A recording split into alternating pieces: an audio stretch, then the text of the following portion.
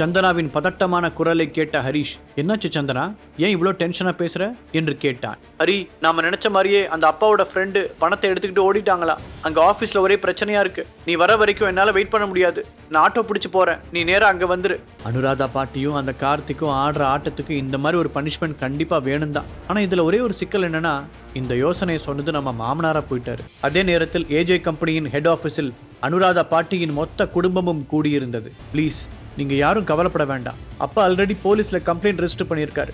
அவங்க சீக்கிரமாவே அந்த ஃப்ரெண்டை கண்டுபிடிச்சு கொடுத்துருவாங்க. சந்தனா அவர்களை சமாதானப்படுத்த முயற்சித்தாள். என்னதான் இருந்தாலும் நம்ம எல்லாரும் ஒரே ஃபேமிலி, அதனால நாம கொஞ்சம் பொறுமையாவே பேசுவோம். எப்படியாவது அதை கண்டுபிடிச்சு நம்ம பணத்தை வாங்கிடலாம். திலகா தன் பங்குக்கு கூறினார். ஆனால் அதையெல்லாம் கேட்கும் நிலையில் அந்த ஃபேமிலி மெம்பர்ஸ் இல்லை. அவர்கள் எல்லோருமே மதிவாணன் மீது பயங்கர கோபத்தில் இருந்தனர். இப்போ அடுத்து என்ன பண்ணலாம்? கிட்டத்தட்ட நம்ம கிட்ட இருந்த கேஷ் அத்தனையும் அதில் இன்வெஸ்ட் பண்ணதுனால கம்பெனியோட ஃபினான்ஷியல் ஸ்டேட்டஸ் ரொம்ப மோசமா இருக்கு. இப்படியே போனால் கண்டிப்பா கம்பெனியை இழுத்து மூடுற நிலைமைக்கு தான் வரும். அது கூட நம்ம ஏதாவது செஞ்சாகணும். ஒருவர் உள்ள நிலைமையை எடுத்து சொல்ல மற்றவர்களின் மனதில் அதை நினைத்து திகில் பரவியது. மதிவாணனாலும் அவ்வளவு பணத்தை திருப்பி கொடுக்க முடியாது. அனுராதா மட்டும் அங்கு இல்லை என்றால் எல்லோரும் சேர்ந்து அவரை அடித்து கொன்றிருப்பார்கள். அந்த அளவிற்கு அவர் மீது வெறியாக இருந்தனர். அம்மா, இப்படி ஆகும்னு நான் சத்தியமா கனவுல கூட நினைக்கல. நேத்து நைட்டு தான் மொத்த பணத்தையும் அவனுக்கு அனுப்பி வச்சேன். ஆனா இன்னைக்கு காலையில இருந்து அவனை கான்டாக்ட் பண்ணவே முடியல. மதிவாணன் கிட்டத்தட்ட அழும் குரலில் சொன்னார். இப்படி காணாம போயிட்டான்னு கையை பிசைஞ்சிட்டு நின்னா எப்படி? நீ தொலைச்சது ₹1 ₹2 இல்ல, போனா போகட்டும்னு விடுறதுக்கு கிட்டத்தட்ட 300 கோடி. எங்க எல்லாரையும் கன்வின்ஸ் பண்ணி அவ்வளோ பணத்தை வாங்கிட்டு போய் யாரோ ஒருத்தங்கிட்ட தூக்கி கொடுத்துட்டு இப்போ அவனை காணும்னு சொன்னா என்ன அர்த்தம்? ஒருவர் ஆத்திரத்துடன் கேட்டார். மேடம், நம்மளோட ஃபினான்ஷியல் பார்ட்னர்ஸ் எல்லாரும் கம்பெனிக்கு வந்திருக்காங்க. அவங்க எல்லாரும் நேரா இங்கே தான் வந்துகிட்டு இருக்காங்க. கம்பெனியின் ஸ்டாஃப் ஒருவர் கதவை தட்டி சொல்லிவிட்டு போனார். பின்னாடியே கோட் சூட் அணிந்த கொஞ்சம் பேர் உள்ளே வந்தனர். அந்த கூட்டத்தின் நடுவில் ஒரு பெண்மணியும் இருந்தார். இன்ஃபார்ம் பண்ணாம வந்ததுக்கு சாரி, பட் எங்க கம்பெனியில் ஒரு எமர்ஜென்சி மீட்டிங் அரேஞ்ச் பண்ணியிருந்தாங்க. அதில் உங்க கம்பெனியோட வச்சிருக்கிற ஃபினான்ஷியல் கான்டாக்ட்ஸ் எல்லாத்தையுமே முடிச்சுக்கிறதாவும் நாங்கள் பண்ணியிருக்கிற இன்வெஸ்ட்மெண்ட்ஸை நீங்கள் உடனே திருப்பி தரணும்னு பேசி முடிச்சிருக்காங்க. அந்த பெண்மணி இறுக்கமான முகத்துடன் கூற அதை கேட்டு அனுராதா அதிர்ச்சி அடைந்தார். சடனாக ஏன் இப்படி பண்ணுறீங்க? நம்ம 2 கம்பெனியுமே ரொம்ப வருஷமாக பிஸ்னஸ் டீலிங்ஸ் பண்ணிக்கிட்டு இருக்கோம். இந்த நேரத்தில் நீங்கள் இப்படி பண்ணக்கூடாது என்று அவர் கவலையுடன் கேட்டார். எங்களோட மேடம் உங்ககிட்ட உண்மையான காரணத்தை சொல்ல யோசிக்கிறாங்க. அது என்னன்னா, நீங்கள் உங்களோட எல்லா சொத்துக்களையும் யாரோ ஒருத்தங்கிட்ட ஏமாந்துட்டதா எங்களுக்கு இன்ஃபர்மேஷன் வந்திருக்கு. நீங்கள் செஞ்ச முட்டாள்தனமான வேலையால் எங்களோட பணம் வீணாகிறத பார்த்துட்டு சும்மா இருக்க முடியாது. அதனால் நாங்கள் இன்வெஸ்ட் பண்ண மொத்த பணத்தையும் திருப்பி கேட்குறோம். அந்த பெண்மணியின் அருகில் இருந்த கோட் சூட் மனிதன் பட்டென்று உண்மையை போட்டு உடைத்தார். மேடம், நீங்கள் ரொம்ப அவசரப்படுறீங்க. நீங்கள் நினைக்கிற மாதிரி எங்களோட நிலைமை அவ்வளோ மோசமாக இல்லை. இந்த முடிவை பற்றி நீங்கள் திரும்பவும் ஒரு தடவை நல்லா யோசிச்சா பரவாயில்ல. சொல்லும் போதே அனுராதாவின் குரலில் நடுக்கம் தெரிந்தது. இப்போது அந்த பெண்மணி நேரடியாக பேசினார். சாரி, இதில் நாங்கள் செய்கிறதுக்கு எதுவுமே இல்லை. அப்புறம் நாங்கள் எதுவும் தப்பாலாம் கேட்கல. நம்ம கான்ட்ராக்டில் இருக்கிற மாதிரி தான் நடந்துக்கிறோம். நாங்கள் இன்வெஸ்ட் பண்ண அமௌண்ட் மட்டும் இப்போ நீங்கள் திருப்பி கொடுத்தா போதும் என்றார். அவர் பேசி முடித்தவுடன் அங்கு வந்திருந்த மற்ற கம்பெனிக்காரர்களும் தாங்கள் செய்த இன்வெஸ்ட்மெண்ட் பணத்தை கேட்டனர்.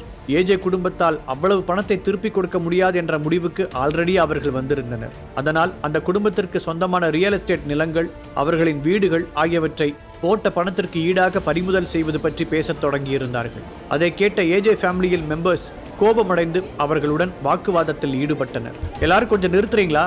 இப்படி நமக்குள்ள வீணா சண்டை போடுறதுனால யாருக்கு என்ன பிரயோஜனம் என்று மேஜையில் தட்டிய அனுராதா சத்தமாக கூறினார். நீங்க எங்களுக்கு எந்த சமாதானமும் சொல்ல முடியாது. சட்டப்படி கான்ட்ராக்ட்ல இருக்கிறத மட்டும்தான் நாங்க கேட்கிறோம். ஸோ உங்களுக்கு வேற வழி இல்லை. அப்படி நீங்க மறுத்தா அந்த பெண்மணி முடிக்காமல் நிறுத்த அவர் என்ன சொல்ல வருகிறார் என்பது அங்கிருந்த எல்லோருக்கும் புரிந்தது. மேடம், நீங்க ஒன்றும் கவலைப்பட வேண்டாம். நாங்க கண்டிப்பா உங்களோட பணத்தை திருப்பி தந்துடுறோம். ஆனால் அதுக்கு கொஞ்சம் டைம் கொடுங்க. நாம் ரொம்ப வருஷமாக பிஸ்னஸ் பார்ட்னர்ஸாக இருந்திருக்கோம். அதுக்கு மரியாதை கொடுத்தாவது எங்களுக்கு நீங்கள் கொஞ்சம் டைம் கொடுக்கணும். அனுராதா கிட்டத்தட்ட கெஞ்சினார். சரிங்க அனுராதா, உங்கள் மேலே வச்சிருக்கிற மரியாதைக்காக மட்டும்தான் நான் இதை செய்கிறேன். உங்களுக்கு 1 வீக் டைம் தரேன். அதுக்குள்ளே எங்கள் எல்லாரோட பணமும் வந்தாகணும்.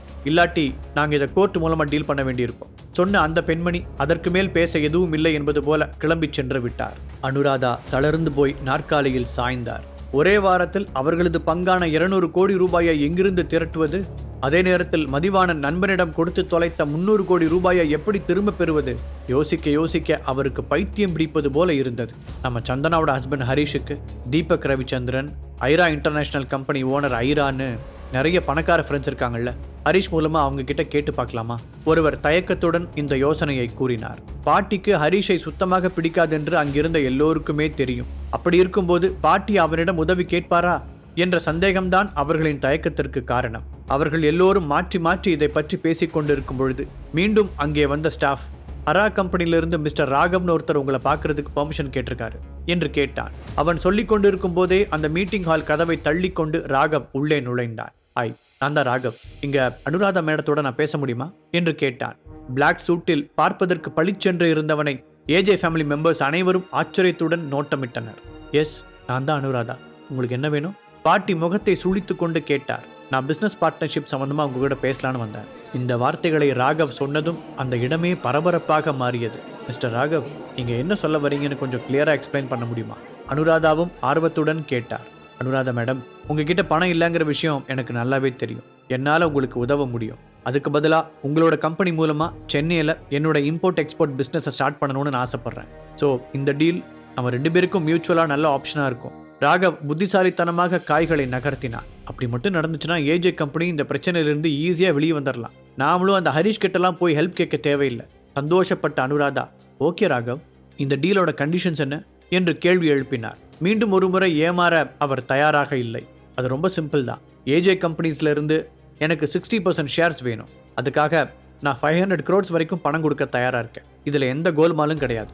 பணத்தை கையில் வாங்கினதுக்கப்புறம் நீங்கள் சைன் பண்ணால் போதும். ராகவ் அவர்களை நேருக்கு நேராக பார்த்து கூறினார். அவர்கள் அனைவரும் ஒருவர் முகத்தை ஒருவர் பார்த்து கொண்டனர். இந்த பணத்தை வாங்கி கடனை அடைப்பதுடன் பிஸ்னஸையும் தூக்கி நிறுத்தி விடலாம். ஆனால் 60% ஷேர் என்பது கிட்டத்தட்ட கம்பெனியையே எழுதி கொடுப்பது போல. அதை நினைத்து சிலர் எதிர்ப்பு தெரிவிக்க அனுராதா தீவிரமாக யோசிக்க தொடங்கினார். கடைசியாக ஒரு முடிவுடன் நிமிர்ந்தவர், ராகவ், உங்கள் ஆஃபர் என்னமோ நல்லதா இருக்கு, ஆனால் 60% ரொம்ப அதிகம். நீங்கள் அதை பற்றி மட்டும் இன்னொரு தடவை கன்சிடர் பண்ணக்கூடாதா என்று கேட்டார். மேடம், நான் இங்கே பிஸ்னஸ் தான் பண்ண வந்தேன், சேவை கிடையாது. உங்கள் கம்பெனியோட நிலைமை எதேச்சு எனக்கு தெரிய வந்துச்சு.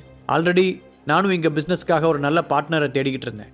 உங்கள் கம்பெனி அதுக்கு சரியாக இருக்கும்னு தோணுச்சு. அதனால தான் உங்களை அப்ரோச் பண்ணேனே தவிர மற்றபடி உங்கள் கூட தான் பார்ட்னர்ஷிப் வச்சாகணும்னு எனக்கு எந்த கட்டாயமும் இல்லை.